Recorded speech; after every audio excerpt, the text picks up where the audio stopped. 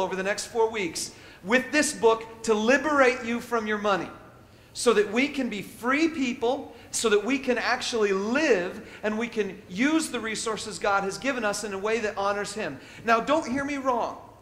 I am not telling you that you must give all of your money to this church at the end of this series.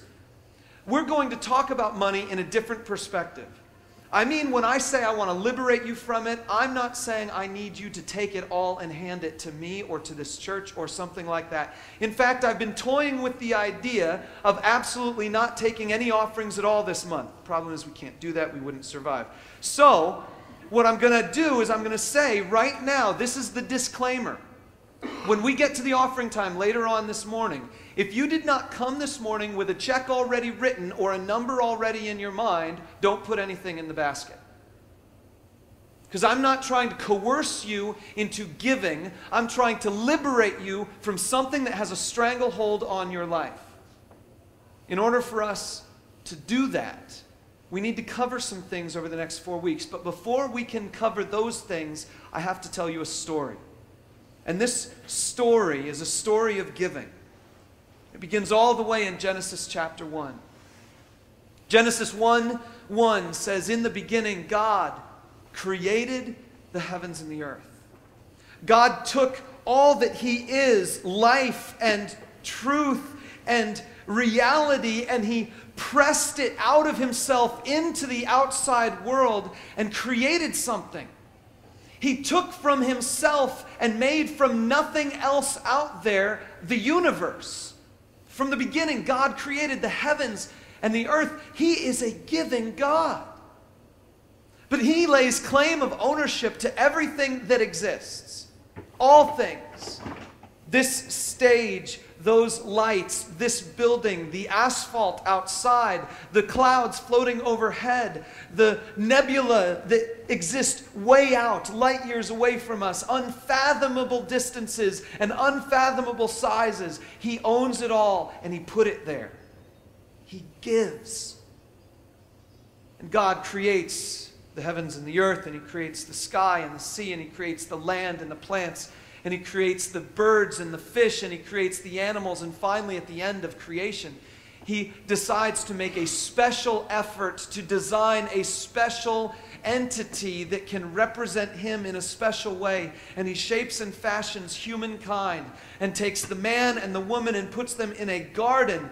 And He is just giving and giving and giving. He gives them the birds of the air and the beasts of the field. He gives them the plants of the earth. And He says, subdue the earth, rule over it. I give to you everything for your food, for your enjoyment, for your life, for your sustenance.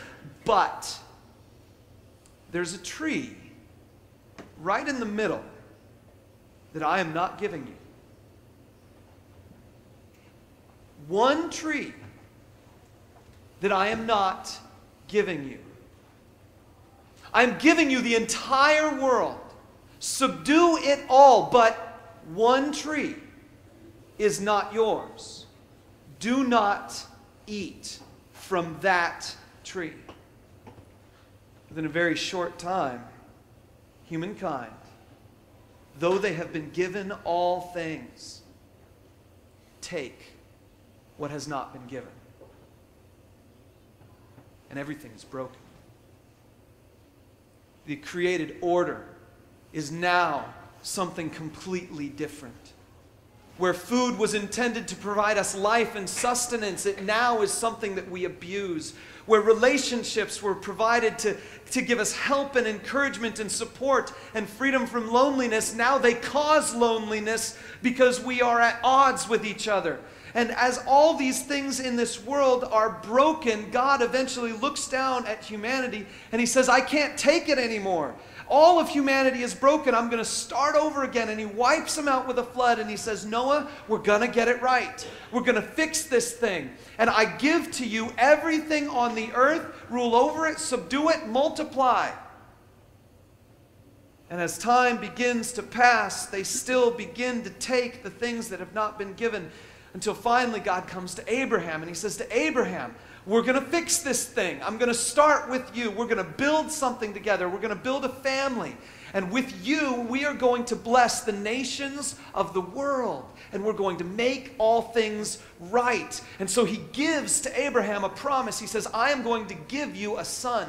And this son will be the fulfillment of my promise. And Abraham takes a second wife, because he doesn't trust that God is going to give what he says he's going to give. And so he takes a second wife, and he has a child with that second wife, and that child is Ishmael, and he becomes the father of all the Arabs. And that's why we have the Arabs and the Israelis now fighting to this day, because they trace their lineage back to the Ishmael versus Isaac debate.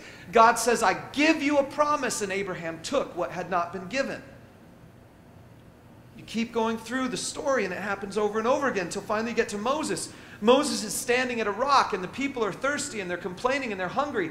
And he says to God, God, what am I going to do? And God says to Moses, speak to the rock, and I will cause water to come out of it. I am giving you a promise, and I am giving you water. And Moses takes, because he looks at that rock and he says, I can't speak to a rock and have it shoot out water, but I know a trick. When I was a shepherd, I knew that there were certain kinds of rocks in the desert that would collect the rain when the rain would fall, and these rocks would be just paper thin on the outside, though they would look like real rocks. And so I can figure this one out. And he takes his staff and he whacks it, and water comes out of this rock.